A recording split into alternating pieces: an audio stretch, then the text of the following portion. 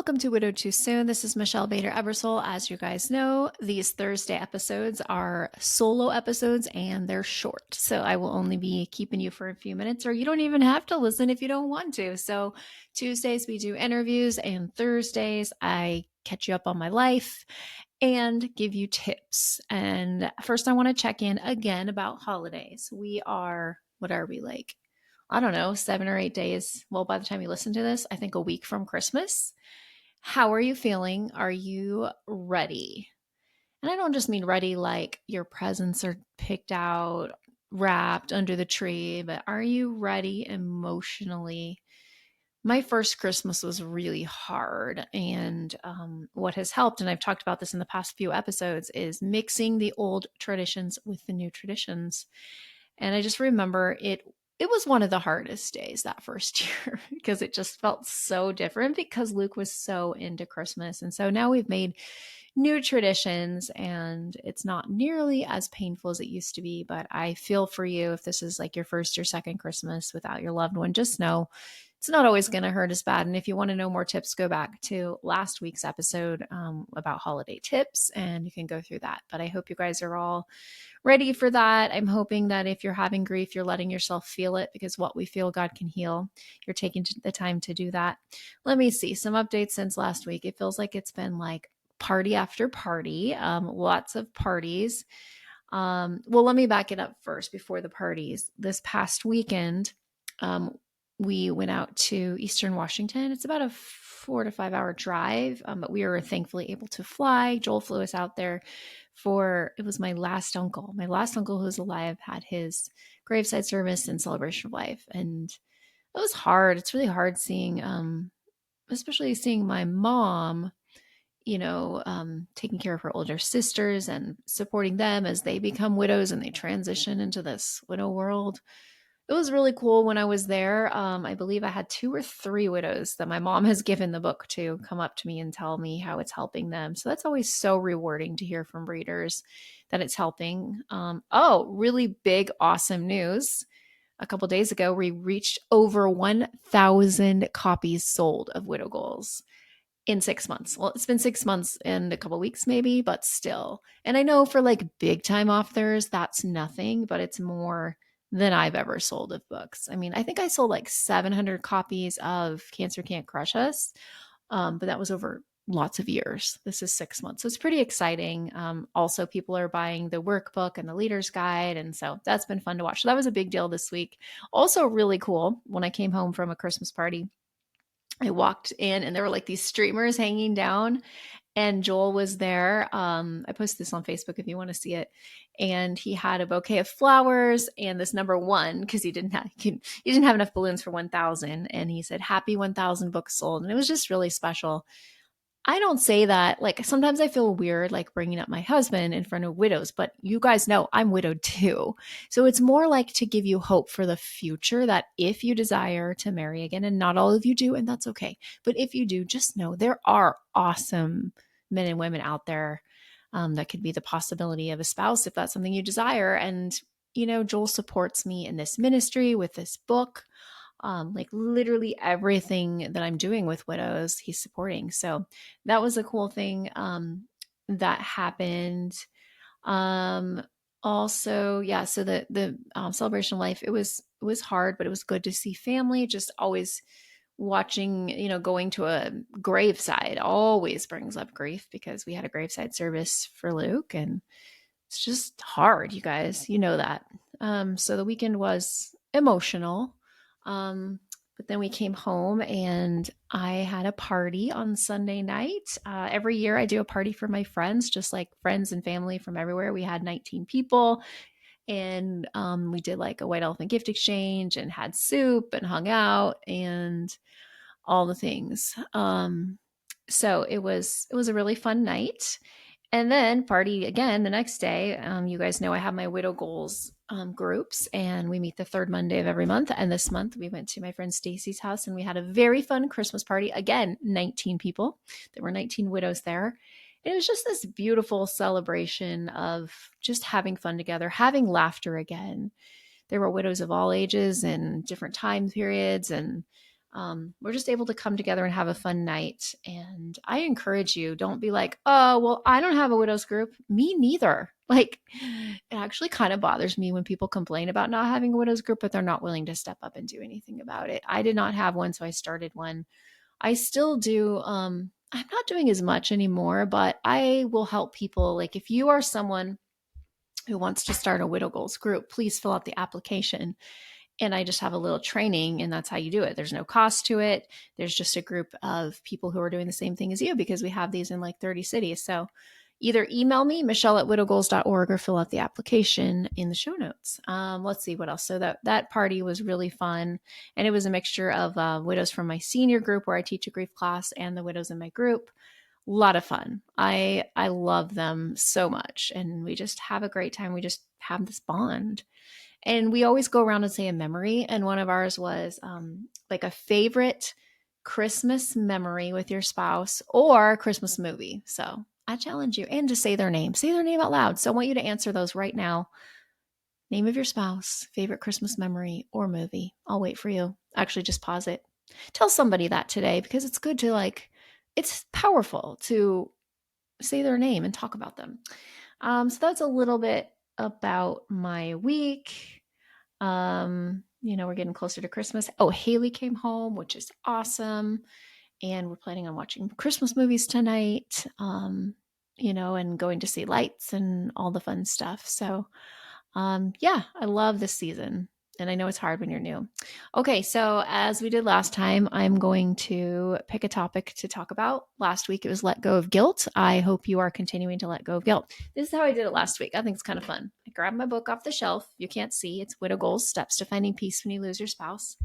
And I just opened to a chapter. And I heard from a few people last week that when I mentioned the topic, it encouraged them to go back and read the chapter. And I want to encourage you to do the same thing. Like, when I read the topic, maybe go back and refresh it, or read it if you haven't. All right, let's see. What's it going to be? Oh my goodness. Let go of guilt. Okay, we did that one last week. I think that's like exactly the halfway point. So it kind of just pops up. Let me go to a different one. Ooh, this is actually a really good one for the holidays. It's Reenter Social Spaces with Confidence. Now, I don't know about you. We were also COVID, so there weren't a lot of social things. But the first time that I did reenter, I felt like there was a W on me for widow or something. Like, everybody was weird. This was a 4th of July party, so 2 months after Luke died. I mean, I'd been to other I'd been to other social situations, but this is the one that really sticks out in my mind. It was at my brother's house. There were like 100 people there. It was COVID, but we still got together. It wasn't like, it was months after the beginning of it. And I remember just feeling out of place. Can you relate to me? Give me an amen. I know you can. And what meant the most to me is this woman. And I still want to thank her. I actually saw her at an event recently. There just wasn't the opportunity. But one of these days when I see her, she's a friend of my family's, I am going to thank her for what she did. Instead of pretending it didn't happen, not acknowledging everything, she actually came up to me and said, I am so sorry to hear about Luke. And that meant, just those few words meant something to me, because it was like somebody acknowledged my pain. Somebody acknowledged that my husband had died a few months ago, right? Everybody else, it felt like they were ignoring it. And I think it's because people don't want to make you cry. They don't want to make you uncomfortable. But I've been through this before with you guys. I feel like, say something, right? Say anything. So this chapter is Reenter Social Spaces with Confidence. I'm going to read the verse that comes from it. So do not throw away your confidence. It will be richly rewarded. Hebrews 10:35. I go through this in the book, and then I say things. So many thoughts ran through my head. Do they know my husband just died? Why are they so happy? How are they okay when I'm barely functioning? Have you guys ever felt that? You've like been in a room and you're having those kind of thoughts, like, how is this possible? It can be really, really, really difficult. So in this chapter, I go into small steps to help you. So maybe your first event is not something big like that. Maybe it's a coffee with a friend. Maybe it is a girls' night or men's night, like whatever it is, you need to know that it's okay. During the outing, cry if you need to. You need to be with safe. I'm telling you, if it's like your first or second outing, be with safe people that you feel comfortable crying in front of. You don't have to perform, just show up. When you get home, reflect on how it felt. You're probably going to feel good about it. Like, okay, that was good. I'm glad I went out. Here's another pro tip: have an exit strategy. Like, I think that's so important. Is if it, let's say you're going to a Christmas party or whatever, I recommend driving by yourself or with a very trusted friend or family member who will leave when you want to leave, because sometimes you want to do that. Now, if you're not ready for a full outing, I recommend something like a farmer's market, a craft fair. Right now, there's a lot of bazaars. Well, it might be getting too close to Christmas, but something that's like you can just walk through and you don't have to really interact a lot. I recommend that. Um, Once you've dipped your toes into social outings, you're going to be ready for more. Now, here's another one. After you've done a few social outings and you're feeling better, I know this might sound really horrible right now to you, but I want you to volunteer. There's a whole other chapter we'll get into later about this. But when we volunteer, we start taking our eyes off ourselves. Now, if you're just in that survival only mode, it's okay. But if you're feeling like, okay, I'm healing a little bit better, there's something powerful. I healed because of this podcast. That's a big part of it. I was only 11 months old when I recorded the very first episode here. And I've pretty much grown up as a widow on air. Like, you could go back and listen to my entire journey. And it was so powerful. It is still so powerful to give something to someone, right? So maybe you're 6 months out and you reach out to a baby widow. I mean, you're still a baby, like a newborn widow who's like a month out. Maybe you're a year out and you reach out to someone who's 6 months out, or maybe do something not even related to widow stuff. Maybe you volunteer at like a homeless shelter, or you volunteer at your church. But I want to encourage you to really work on getting out and not just being alone. So the enemy likes to isolate us and get us by ourselves, because that's when he like really works on us. So it's important. God made us to be in community. So I want to encourage you to keep doing that. Another thing you can do is journal. I started a prayer journal when I was 9 years old. It's actually fascinating to read. It's mostly about like, oh, I had a fight with this person, blah, blah, blah, blah, blah, and like just funny little things. But anyways, that's besides the point. I encourage you to either have a regular journal or a prayer journal where you're writing out all your prayers to God. And I want you to reflect when you get home from your first, second, third outing. How did I feel? And then I want you to go back to what we've talked about in other episodes.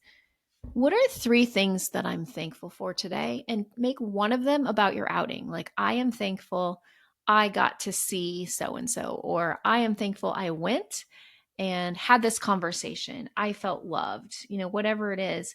But I want you to take some time to reflect about that. And it's okay. Like, you're not the exact same person you were before your loss. Isn't that interesting? There's like before the loss and after the loss. I mean, that's pretty much how we remember everything. Like, even when my kids and I are talking, it's like, oh, that was before daddy died or after daddy died. Like, that's just kind of how it's the biggest event in your life, right? And so it's okay that you might not feel the same. In fact, I'm going to read the last paragraph in this chapter. You are not the same person you were before your loss, and you're not meant to be. Grief has changed you. Yes, but it has also refined you. With each courageous step into the world, you are declaring that your story isn't over. You are living proof that broken hearts can still beat with purpose. As you re-enter social spaces, remember this: you carry the light of someone you loved and lost, and God is not finished with you yet. You were created for connection, for purpose, for impact. So lift your head, step out in faith, and walk boldly into the life still waiting for you.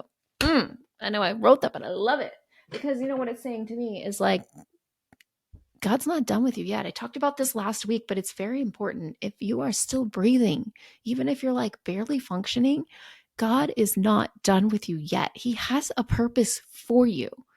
You're alive today because you still have a purpose. I know a lot of times in the beginning, people feel like, I think I felt like this the first few weeks. Like, I just want to die because then I would be with him and I wouldn't have to feel this pain.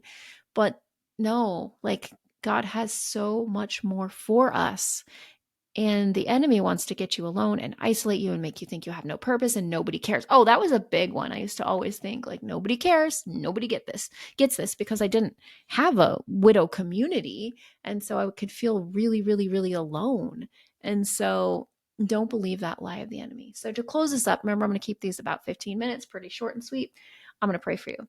Dear God, I just thank you for every single listener today. God, thank you that they were able to release guilt. I pray that they can continue to do that from what we learned last time.